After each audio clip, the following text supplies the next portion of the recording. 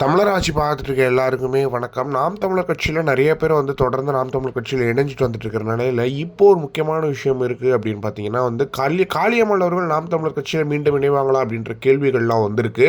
எனவே வந்து தங்கச்சி மடத்தில் ராமேஸ்வரத்தில் மீனவர்களுக்காக சீமானவர்கள் மிகப்பெரிய போராட்டம் வச்சிருக்காரு. இந்த போராட்டத்தில் சீமானவர்கள் மட்டும் இல்லாமல் எப்படி பேரணியில் கிட்டத்தட்ட 10 தலைவர்கள் சீமான துணையாக நின்னாங்களோ அந்த 10 தலைவர்களுமே அந்த மேடையிலையும் பேச போகிறாங்க, அந்த போராட்டத்திலையும் இருக்க போகிறாங்க அப்படின்ற முக்கியமான செய்திகள் வந்திருக்கு. இந்த 10 இது இல்லாமல் காளியம்மாளும் நாம் அந்த மேடையில் இருப்பாங்களா அப்படின்ற ஒரு கேள்வி எழும்புது எல்லார் மத்தியிலுமே அப்படின்னே சொல்லலாம். ஏன் அப்படின்னு பார்த்தீங்கன்னா அவங்க வந்து கட்சியை விட்டு விலகி தனித்து தான் செயல்பட்டு வந்துட்டு இருக்காங்களே தவிர்த்து யார் கட்சியிலுமே போய் இணையல.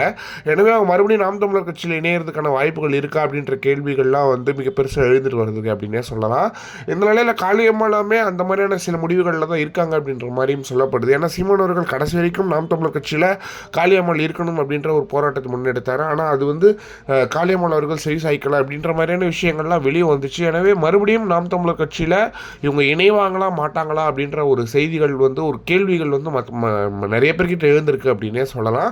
எனவே இந்த போராட்டம் காளியம்மாள் அவர்கள் ஒரு வாட்டி வந்து எல்லா தலைவர்களும் வந்து போராடணும், சீமானனும் போராடணும்னு சொன்ன ஒரு முக்கியமான விஷயத்தினால தான் இந்த போராட்டம் சீமானவர்கள் கையில் எடுத்திருக்காரு.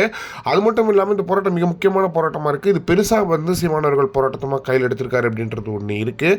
எனவே இந்த ஒரு விஷயத்தை வந்து பெருசாக பேசிட்டு வந்துட்டுருக்காங்க. நாம் தமிழர் கட்சியினர் இடையே மிகப்பெரிய ஒரு சலசலப்பை ஏற்படுத்தியிருக்கு அப்படின்னே சொல்லலாம். வந்து காளியம்மாள் இளைவாங்களா மாட்டாங்களா அப்படின்ற ஒரு சலசலப்பை ஏற்படுத்தியிருக்கு அப்படின்னே சொல்லலாம்.